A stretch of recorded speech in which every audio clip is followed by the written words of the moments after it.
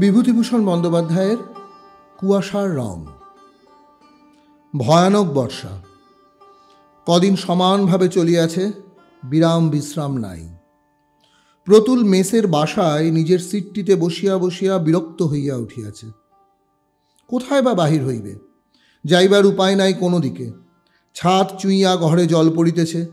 সকাল হইতে বিছানাটা একবার এদিকে একবার ওদিকে সরাইয়াই বা কতক্ষণ পারা যায়। সন্ধ্যার সময় আরও জোরে বর্ষা নামিল। চারিদিক ধোঁয়াকার হইয়া উঠিল।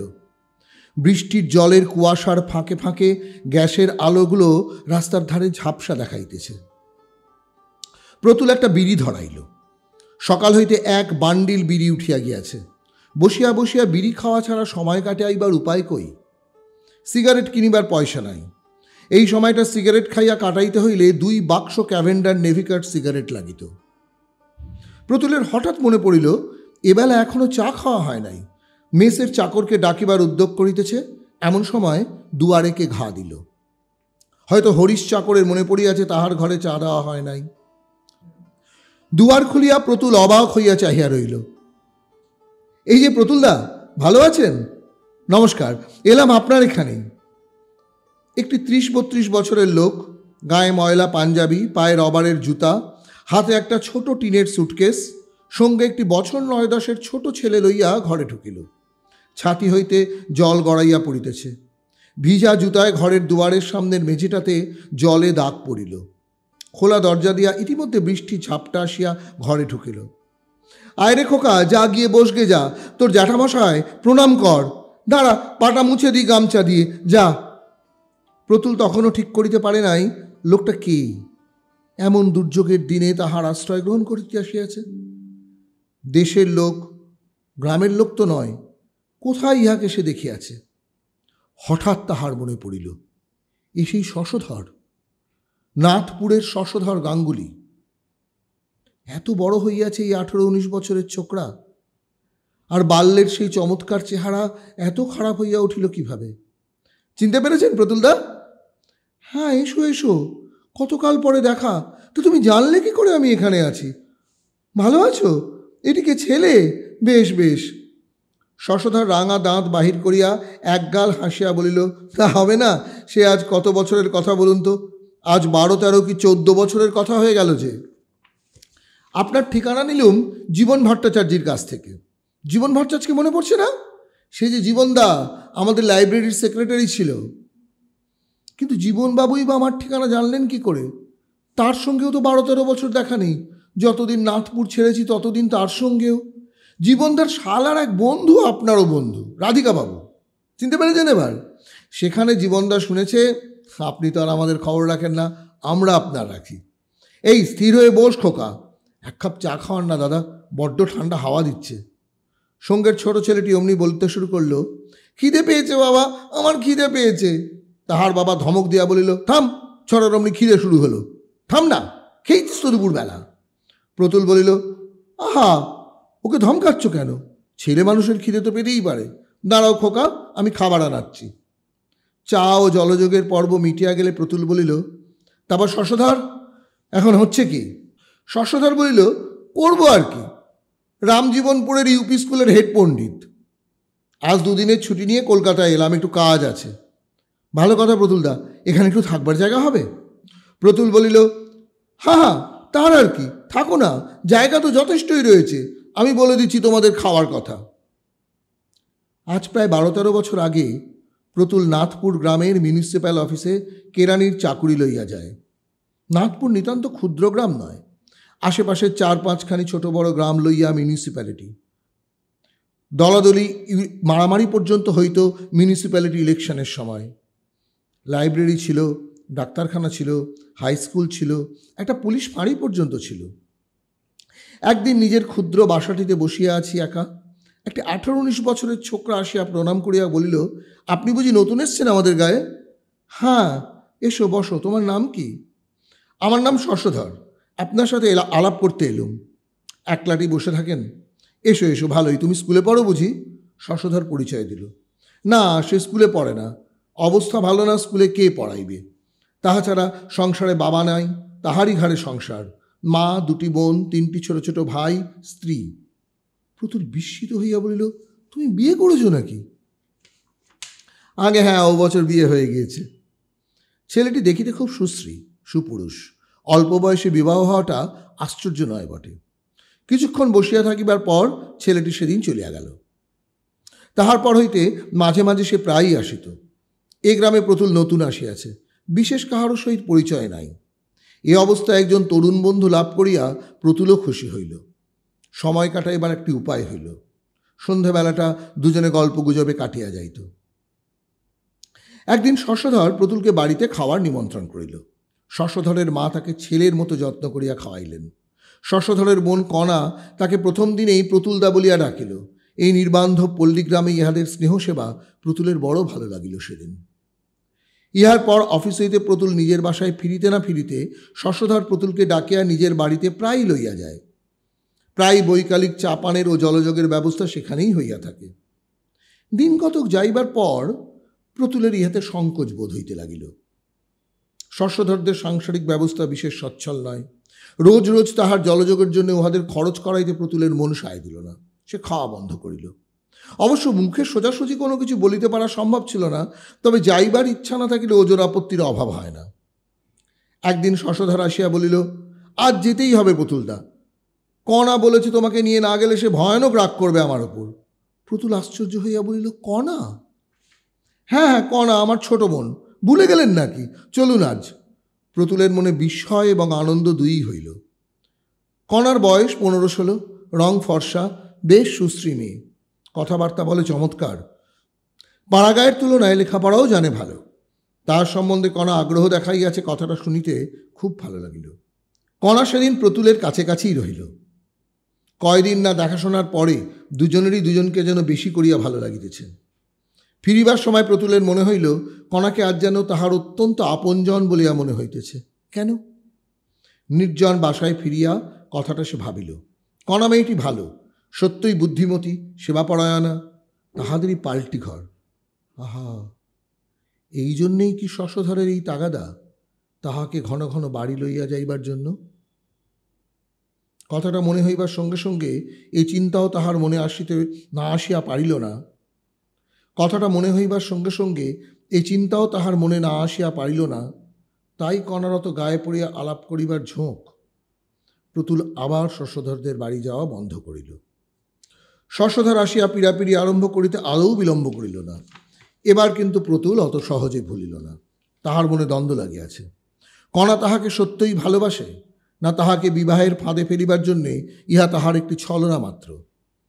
কণার মা কি জন্য তাহাকে অত আদর করিয়া থাকেন, বা শশধর তাহাকে বাড়ি লইয়া যাইতে অত আগ্রহ দেখায়? ইহার কারণ প্রতুলের কাছে ক্রমশ স্পষ্ট হইয়া উঠিল। গরিবের মেয়ে, বিবাহ দিবার সঙ্গতি নাই উপযুক্ত পাত্রে। সেই হিসাবে প্রতুল পাত্র ভালোই। 30 টাকা মাহিনা, বয়স কম, দেখিতে শুনতেও এই পর্যন্ত প্রতুলকে কেহ খারাপ বলে নাই। ইহাদের সকল স্নেহ ভালোবাসা বা আগ্রহের মধ্যে একটি গূঢ় স্বার্থসিদ্ধির সন্ধান জানিয়া প্রতুলের মন ইহাদের প্রতি নিতান্ত বিরূপ হইয়া উঠিল। মাস 2 কাটিয়া গিয়াছে। ভাদ্র মাস। 7-8 দিন বেশ ঝলমলে শরতের রৌদ্র। খালের ধারে কাশফুল ফুটিয়াছে, জল কাদা শুকাইয়া আসিতেছে। পূজার ছুটির আর বেশি দেরি নাই। প্রতুল বসিয়া বসিয়া সেই কথা ভাবিতেছিল। মিউনিসিপ্যাল অফিসে 12 দিন ছুটি। এই সময় একদিন কাহার মুখে প্রতুল শুনিল শশধরের বাড়িতে বড় বিপদ। শশধরের মা মৃত্যুশয্যায়। শুনিয়া সে ব্যস্ত হইয়া উঠিল।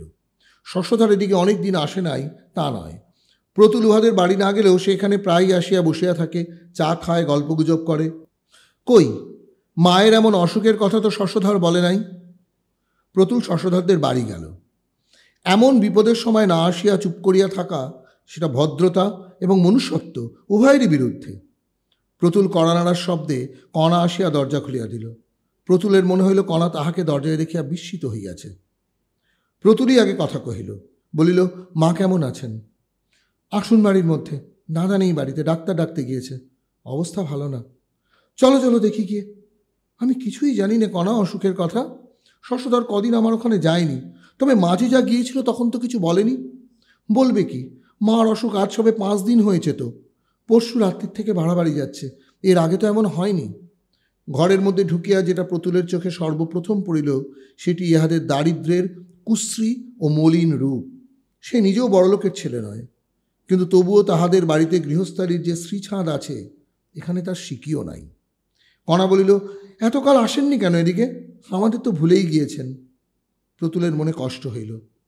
কণার ক্লান্ত, উদ্বেগপূর্ণ এবং ঈষৎ বিষণ্ণ চোখ দুটির দিকে চাহিয়া তাহার মনে হইল সে বড় নিষ্ঠুর কাজ করিয়াছে এতদিন এখানে না আসিয়া। কণা বড় ভালো মেয়ে। যতক্ষণ প্রতুল তাহাদের বাড়িতে রইল ততক্ষণের মধ্যেই প্রতুল জানিতে পারিল কণার কি কর্তব্য জ্ঞান, রুগ্ন মায়ের কি সেবাটাই করিতেছে কণা। এত দুঃখে উদ্বেগেও কণার সুন্দর রূপ ম্লান হয় নাই। অনেক মেয়েকে সে দেখিয়াছে, সাজিলে গুজিলে সুশ্রী বলিয়া মনে হয়, কিন্তু মলিন কাপড় পরিয়া থাকিলে বা চুল না বাঁধা থাকিলে কিংবা হয়তো সদ্য ঘুম হইতে ওঠা অবস্থায় দেখিলে বড় খারাপ দেখায়। কণার রূপের মধ্যে একটা কিছু আছে যাহাতে কোনো অবস্থাতেই খারাপ দেখায় না। এত অনিয়ম, রাত্রি জাগরণ, উদ্বেগ, পরিশ্রমের মধ্যেও কণা তেমনি ফুটন্ত ফুলটির মতো তাজা, তেমনি লাবণ্য ওর সুকুমার মুখে। কণার সম্বন্ধে এই একটি মূল্যবান সত্য আবিষ্কার করিয়া প্রতুল আনন্দিত ও বিস্মিত দুই হইল।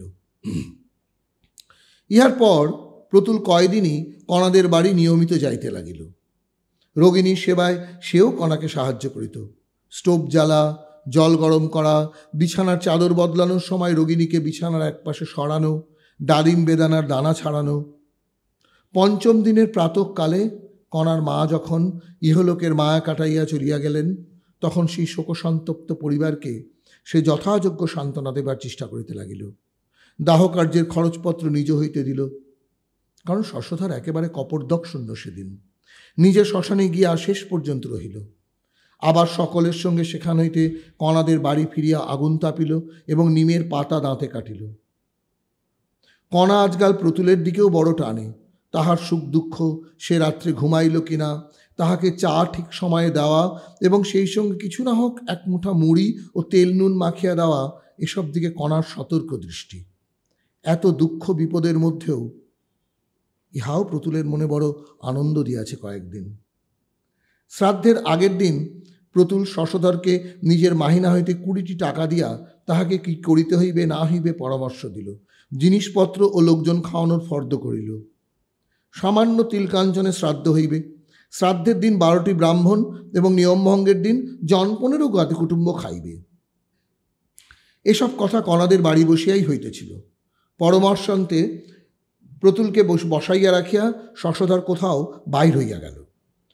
প্রতুল বসিয়া থাকিবার কারণ সে এখনো বৈকালিক চা পান করে নাই। না খাইয়া গেলে কণা চটিয়া যাইবে। কণা চা লইয়া ঘরে ঢুকল। প্রতুল কণার হাত হইতে পেয়ালাটি লইয়া বলিল, বসো কণা, কালকার সব জোগাড় করে রাখো। ফর্দ দিয়েছেন নবীন ভট্টাচার্যি। সন্ধ্যের পর একবার দেখে নিও সেখানা। শশধর কেনাকাটা করতে গিয়েছি, যদি কিছু বাদ পড়ে আনিয়ে নিও। আপনি টাকা দিলেন? আমি? হ্যাঁ, তা মানে কত টাকা দিলেন? সে কথার কি দরকার, সে এমন কিছু নয়। তাছাড়া ধার। শশধর আবার আমায়, দাদা আবার আপনাকে ছাই দেবে। আপনাকে কথাটা বলবো ভেবেছি। কেন আপনি আমাদের পেছনে এমন করে খরচ করবেন? রোগের সময় টাকা দিয়েছেন, আবার কাজের সময় দেবেন?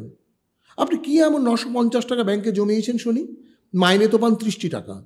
আপনার নিজের বাবা মা ভাই বোন রয়েছে, তাদের কি দেবেন? নিজে কি খাবেন? আপনাকে বলি শুনুন, দাদা বেকার বসে আছে। আপনার কাছ থেকে টাকা নিয়ে তা কখনো আর উপরহাত করবে না। আর ওর ওই স্বভাব। আপনি আর 1 পয়সা দেবেন না বলে দিচ্ছি। মায়ের কাজ হোক না হোক আপনার কি, আপনি কেন দিতে যাবেন? প্রতুল বিস্মিত দৃষ্টিতে কণার মুখের দিকে চাহিল। কণার মুখে একটি সবল, তেজস্বী, সারল্য, সত্যবাদী ও স্পষ্টভাষী ও ডাগর চোখ দুটি, যা খোসামত করিতে বা ছলনা করিতে শেখে নাই। আজও প্রতুলের মনে হইল। কিন্তু কণা আজ একটি নতুন ধরনের কথা বলিল। ভারী আশ্চর্য কথা। এতদিন কণাকে চিনিতে পারে নাই সে, আজ চিনিল বটে। শ্রদ্ধায় ও সম্ভ্রমে প্রতুলের মন পূর্ণ হইয়া উঠিল। কণা সাধারণ মেয়ে নয়। শ্রাদ্ধ শান্তি মিটিয়া গেল। প্রতুল নিয়মিত উহাদের বাড়ি যাতায়াত করিতে লাগিল। কণার সেবা অভ্যস্ত হইয়া গিয়াছে সে যত্ন ও সেবায় এতটুকু খুঁত কোনোদিন প্রতুলের চোখে পড়িল না। মায়ের শোক খানিকটা প্রশমিত হইবার পরে কণা আরও সুশ্রী হইয়া উঠিয়াছে এখন। পরিস্ফুট যৌবনশ্রী তাহার অঙ্গ প্রত্যঙ্গে। প্রতুল ইতিমধ্যে মনে মনে ভাবিয়া স্থির করিয়াছে কি করিয়া কথাটাই বা সে পারিবে। কথাবার্তা পাকা না হয় রইল, অসৌচ কাটিয়া গেলে বিবাহ হইতে বাধা কি? পরের বাড়ির তরুণী পূর্ণ যৌবন মেয়ের সহিত এভাবে মেলামেশা উচিত হইতেছে না, একটা পাকাপাকি কথা হওয়া ভালো। বৈকালে প্রতুল কণাদের বাড়ি গেল। কণা আসিয়া বলিল, ওই রে বাস, আমি বলেছি কি না বলেছি প্রতুলদা তো এলো বলে। দুধ নেই চা করবার, ও বেলা পিন্টু দুধের কড়া আলগা করে দিয়েছে, আর সব দুধখানি উপুর করে রেখে দিয়েছে বেড়ালে। বসো কণা, এখানে চা হবে এখন, তার জন্যে কিছু নয়। কণা এখন মাতৃহীন ছোট ভাই বোনের মায়ের স্থান পূর্ণ করিয়া আছে। সংসারে সেই এখন কর্ত্রী, প্রতুল তা জানে। কিন্তু এই ক্ষুদ্র কর্ত্রীটি মাঝে মাঝে কীরকম ফাঁদে পড়িয়া যায় পয়সা কড়ির অভাবে, তাহাও প্রতুল দেখিয়াছে। কণা তাহাকে কিছু বলে না, কোনো দিনও না, কিন্তু সে নানা রকমে টের পায়। যেমন আজই পাইল ওই দুধের ব্যাপারে। কণা কি কাজে একটু উঠিয়া গিয়াছে। প্রতুল কণার ছোট ভাই বিনুকে ডাকিয়া বলিল, কি খেয়েছো খোকাবাবু? ভাত খেয়েছি। এখন কি খেয়েছ? আর কিছু নেই, ভাত নেই, দিদি খায়নি। তখন সেখানে কণার ছোট বোন 11 বছরের পিন্টু আসিল। প্রতুল বলিল, কণা খায়নি কেন? পিন্টু বলিল, ভাত ছিল না, ও বেলা চাল ধার করে নিয়ে এলো দিদি ওই সরকারদের বাড়ি থেকে। দাদা কাল কোথায় গিয়েছে, আজও তো ফিরল না। মহেশ চক্রবর্তীর দোকানে টাকা পাবে বলে চাল ডাল দেয় না আজকাল। দিদি এখন কোথায় পাবে, কোন দিকে যাবে? প্রতুল অনেক কথা ভাবিল। কণা সংসার চালাইতে পারে না টাকার অভাবে। সে নিজে যদি বাহির হইতে 200 টাকা সাহায্য করে, সেটা যেন ভিক্ষা দেওয়ার মতো দেখায়। সেটাকে হাত পাতিয়া লওয়া কণার গৌরব ক্ষুণ্ণ হয়। কণাকে সে অপমানের মধ্যে টানিয়া আনিতে মন সরে না, অথচ এরকম কষ্ট করিয়াই বা কণা কতদিন বাঁচিবে? সব দিকের মীমাংসা করিতে কহিবে, বিবাহের কথাটা পারিতে আর বিলম্ব করা উচিত নয়। আজই সে কণার সঙ্গে এ বিষয়ে একটা বোঝাপড়া করিবে আগে, তাহার পরে শশধরকে জানাইলেই চলিবে। এখন কণা চা লইয়া ঘরে ঢুকিল। বলল, একটু দেরি হয়ে গেল প্রতুলদা, দুধ ছিল না একেবারে, আনলাম রায় কাকাদের বাড়ি থেকে, দেখুন তো চাটা খেয়ে কেমন হয়েছে। প্রতুল বলল, ব্যস্ত হয়ে ঘুরছো কোথায় কণা? বসো, এখানে কথা আছে। শীতকালের বিকাল। কণাদের বাড়ির চারিপাশে বনে জঙ্গলে বনমৌরি লতার ফুল ফুটিয়াছে। বেশ একটা উগ্র সুগন্ধে অপরাহ্নের শীতল বাতাস ভরপুর। ভাঙা ইটের পাঁচিলের গায়ে রাঙা রোদ পড়িয়া কণাদের পুরনো পৈতৃক ভদ্রাসনের প্রাচীনত্ব ও দারিদ্র্য যেন আরও বাড়াইয়া তুলিয়াছে। কণা বসিল। প্রতুলের মুখের দিকে আগ্রহের সহিত চাহিয়া বলিল, কি প্রতুলদা? তোমাকে এই কথাটা বলি, কিছু মনে করো না কণা। অনেক দিন থেকে কথাটা আমার মনে রয়েছে, বলি বলি করে বলা ঘটে উঠছে না। তুমি আমায় বিয়ে করবে কণা? আমি অত্যন্ত সৌভাগ্য বলে মনে করব যদি। কণা খানিকটা চুপ করিয়া রইল। খানিকক্ষণ দুজনের কেহই কথা বলিল না। তারপরে কণা ধীরে ধীরে অনেকটা চাপা সুরে বলিল, সে হয় না প্রতুলদা। প্রতুল বিস্মিত হইল। কণার এই উত্তর সম্পূর্ণ অপ্রত্যাশিত তাহার কাছে। বলিল, হয় না কণা? কণা মাটির দিকে চোখ রাখিয়া পূর্ববৎ নিম্ন সুরে বলিল, হয় না প্রতুলদা। কারণ আছে অবশ্যই, কিন্তু সে কথা বলবো না। বিয়ে হতে পারে না। কেন? কণা কি অন্য কোনো যুবককে ভালোবাসে? কই আর কোনো যুবককে তো প্রতুল কোনোদিন উহাদের বাড়িতে যাওয়া আসা করিতে দেখে নাই। ব্যাপার কি? কারণটা জানতে পারলে বড় ভালো হতো কণা। খুব বেশি বাধা কিছু আছে কি? হ্যাঁ। কারণটা বলবে? আপনি কিছুই জানেন না? দাদা কিছু বলেনি আপনাকে? প্রতুল আরও বিস্মিত হইল। কি জানিবে সে? শশধরই বা তাহাকে কি বলিবে? অত্যন্ত আগ্রহ কৌতূহলের সঙ্গে সে বলিল, না কণা, তুমি কি বলছো আমি কিছুই বুঝতে পারছি না। শশধর কি বলবে আমায়? আমি বিধবা। তুমি? হ্যাঁ, 8 বছর বয়সে আমার বিয়ে হয় প্রতুলদা। 13 বছর বয়সে এই 5 বছর হলো। প্রতুলের মাথা বনবন করিয়া ঘুরিতে লাগিল, যেন সর্বশরীর যেন ঝিমঝিম করিতেছে। কণা বিধবা? কণার বিবাহ হইয়াছিল 8 বছর বয়সে। অদৃষ্টের কি নিদারুণ পরিহাস! আর সে কত আকাশ কুসুমনা রচনা করিয়াছে মনে মনে এই কণাকে লইয়া। ইহাদের প্রতি মনে মনে কত অবিচার করিয়াছে, তাহাকে জামাই করিবার উদ্দেশ্য প্রতি আরোপ করিয়া। গ্লানি ও অনুতাপে প্রতুলের মন পূর্ণ হইয়া গেল। কিন্তু কণা, এ কথা তো আমি কিছু জানি নে, আমাকে তো কেউ কিছু বলেনি। আমার কিন্তু ধারণা ছিল যে আপনি জানেন, দাদা বলেছে আপনাকে। আমিও অবাক হয়ে গেছি কথা শুনে। একটা কথা বলবো, বিধবার পুনর্বিবাহ তো হচ্ছে সমাজে আজকাল। প্রতুলদা ওসব কথা থাক, যা হয় না যেখানে সেখানে সে কথা তোলা মিথ্যে কেন? না, আমার কথার উত্তর দাও কণা, আমি অমন ধরনের কথা শুনবো না তোমার মুখে। তোমায় সুখী করার দিকে আমার লক্ষ্য, সেজন্য সংস্কার এবং সমাজ আমি অনায়াসেই ঠেলব। কণার চোখ দিয়া জল গড়াইয়া পড়িল। সে মুখ নিচু করিয়া আঁচলের প্রান্ত দিয়া চোখ মুছিয়া বলিল, আপনার পায়ে পড়ি প্রতুলদা। প্রতুল আর কিছু বলিল না। পরদিন অফিসে আসিয়াই সে চাকুরিতে ইস্তফা দিয়ে দিল, 1 মাসের নোটিসে। এখানে আর থাকিবে না, থাকিয়া লাভ নাই। এই 1 মাসের মধ্যে সে কণাদের বাড়ি গেল প্রায় প্রত্যেক দিনই, কিন্তু চাকুরিতে নোটিশ দেওয়ার কথা কখনো বলিল না। বিবাহ সম্বন্ধে কণার সাথে আর কোনো কথাও সে বলে নাই, যদিও কণা আগের মতোই তাহার কাছে নিঃসংকোচে আসে, বসে, কথাবার্তা কয়। যাইবার পূর্বে সে কণাদের বাড়ি গেল। অন্যান্য কথাবার্তার পর সে বলিল, কণা, আমি এখান থেকে চলে যাচ্ছি কাল। কণা আশ্চর্য হইয়া প্রতুলের মুখের দিকে চাহিয়া বলিল, চলে যাবেন? কেন? চাকুরি ছেড়ে দিচ্ছি। সে কি কথা? কথা ঠিকই তাই, কাল যাচ্ছি। সত্যি? সত্যি, মিথ্যে বলে লাভ কি? সে কথা তো একদিনও বলেননি। না, বলিনি। বলেই বা লাভ কি? যেতেই যখন হবে। কেন? এখানে আপনার অসুবিধা কি হচ্ছিল? ভালো চাকুরি পেয়েছেন বুঝি কোথাও? কোথাও না। কণা চুপ করিয়া রহিল। প্রতুলও তাই। খানিক পরে কণা বলিল, যাবেন তা জানতুম, বিদেশি লোক আপনি, আপনাকে তো ধরে রাখা যাবে না। আমাদের কথা আপনি শুনবেনই বা কেন? অনেক জ্বালাতন করেছি, কিছু মনে করো না কণা। কণা চুপ করিয়া রহিল। এই পর্যন্ত সেদিন কণার সঙ্গে কথাবার্তা। পরদিন আরেকবার কণাদের বাড়ি যাইবার কথা ভাবিয়াও প্রতুলের যাওয়া ঘটিল না। দুপুরের ট্রেনে প্রতুল চলিয়া আসিল। সারা পথ কেবল কণার কথা মনে হইল প্রতুলের। সেই অভাব অনটনের সংসারে চিরকাল কাটাইতে হইবে তাহাকে। গরিবের ঘরের অল্প বয়সী বিধবা মেয়ে, দাদার সংসার ছাড়া আর উপায় নাই। কণার জীবন অন্ধকার, কোনো আলো নাই কোনো দিক হইতে। প্রতুলের বুকের মধ্যে কোথায় যেন টন টন করিতেছে। কণাকে কাহার কাছে রাখিয়া যাইতেছে সে? পরক্ষণেই ভাবিল, কি মুশকিল। কণা রয়েছে তার বাপের ভিটেতে, ভাই বোনের কাছে, দাদার কাছে। আমার সঙ্গে তার কি?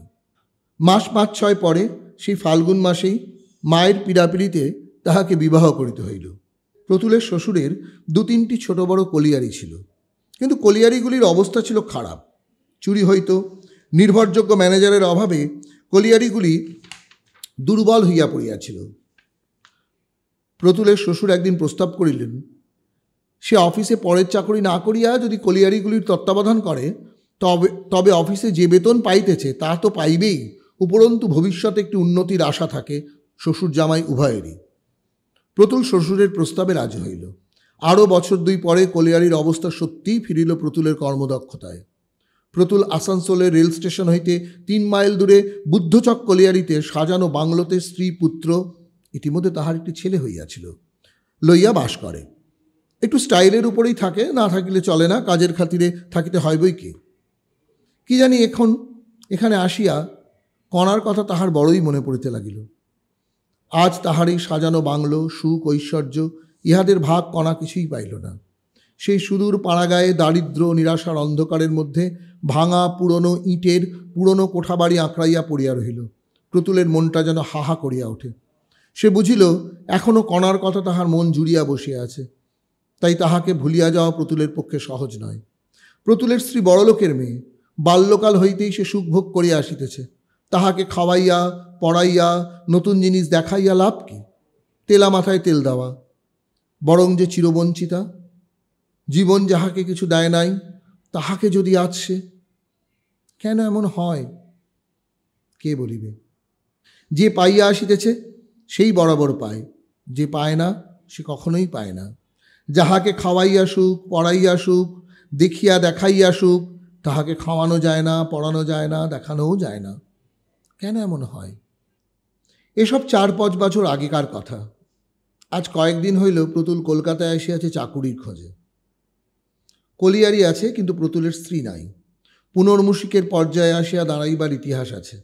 সংক্ষেপে এই যে, গত বৎসর স্ত্রীর মৃত্যুর পর হইতেই শ্বশুরের কলিয়ারিতে থাকা প্রতুলের ভালো মনে হইল না, এবং তারপরে দেখা গেল প্রতুলের শ্বশুরেরও তাহা ক্রমশ ভালো বলিয়া মনে হইতেছে না।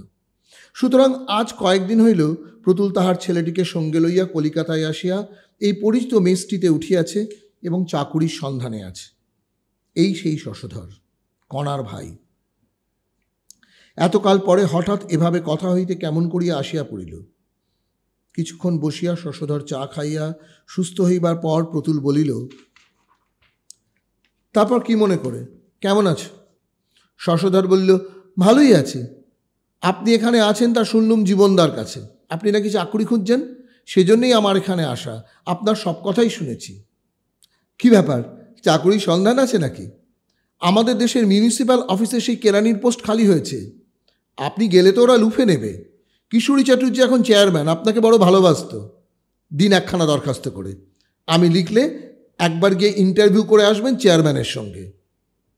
আবার সেই নাথপুর, সেই মিউনিসিপ্যাল অফিসের 30 টাকা বেতনের কেরানির পদ। তাই হোক। প্রতুল দরখাস্ত লিখিয়া পরদিন সকালে শশধরের হাতে দিল। চাকরি না করিলে চলিবে না। ছোট ছেলেটিকে লইয়া 30 টাকায় তাহার খুব চলিয়া যাইবে। তাহার বাবা মা জীবিত বটে, কিন্তু ছেলের রোজগারের উপর তাহাদের নির্ভর করিতে হয় না। দিন 15 পরে শশধর লিখিল, চাকুরির সব ঠিক, একবার আসিয়া চেয়ারম্যানের সঙ্গে দেখা করা দরকার। প্রতুল ছেলেকে লইয়া নাথপুর গেল। 10 বৎসর আসে নাই এদিকে, অথচ যেন মনে হইতেছে কাল এ গ্রাম ছাড়িয়া গিয়াছে।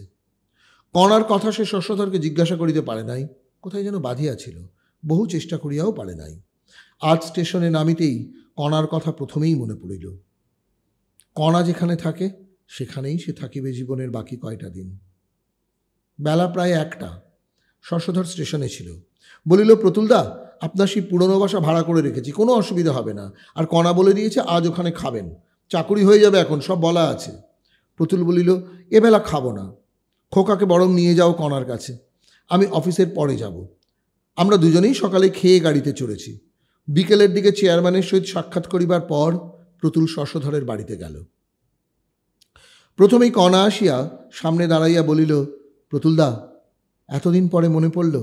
তারপর সে পায়ের ধুলা লইয়া প্রণাম করিল। প্রতুল অবাক হইয়া চাহিয়া রইল। সে কণা কোথায়? কোথায় সেই লাবণ্যময়ী কিশোরী? এই কণাকে সে চেনে না। কণা পূর্বাপেক্ষা শীর্ণা হইয়াছে। যৌবনের সৌন্দর্য অন্তরিত হইয়াছে অনেককাল বলিয়াই মনে হয়। যদিও বর্তমানে 27-28 বছরের বেশি বয়স নয় কণার। মুখের কোথাও পূর্ব লাবণ্যের চিহ্ন আছে কিনা প্রতুল বিশেষভাবে খুঁজিয়া দেখিয়াও পাইল না। সঙ্গে সঙ্গে প্রতুল দেখিল কণার উপর তাহার সেই ভালোবাসা যেন এক মুহূর্তে মন হইতে কর্পূরের মতো উড়িয়া গিয়াছে। এ কণা অন্য একজন স্ত্রীলোক। তাহার ভালোবাসার পাত্রী তাহার পরিচিত কণা এ নয়। কাহাকে সে ভালোবাসিবে? কণা অবশ্য খুব আদর যত্ন করিল। আহারাদির পরে প্রতুলকে পান আনিয়া দিয়া কণা বলিল, কতদিন আসেননি, অনেক কথা আছে আপনার সঙ্গে প্রতুলদা, বসুন, আমি আসছি। প্রতুল ভাবিতেছিল, ভাগ্যে কণার সঙ্গে তাহার বিবাহের সুবিধা বা যোগাযোগ হয় নাই। কি বাঁচিয়াই গিয়াছে সে, ভগবান বাঁচাইয়া দিয়াছেন। উফ! 2-4টি মামুলি কথা বলিয়া প্রতুল ছেলের হাত ধরিয়া উহাদের বাড়ি হইতে বাহির হইয়া হাঁপ ছাড়িয়া যেন বাঁচিল। পরদিন সকালে শশধরকে ডাকিয়া বলিল, না ভাই, ছেলেটার শরীর খারাপ হয়েছে কাল রাত্রেই। তোমাদের যা ম্যালেরিয়ার দেশ, ছেলে নিয়ে এখানে চাকুরি পোষাবে না, অন্যত্র চেষ্টা দেখি গে।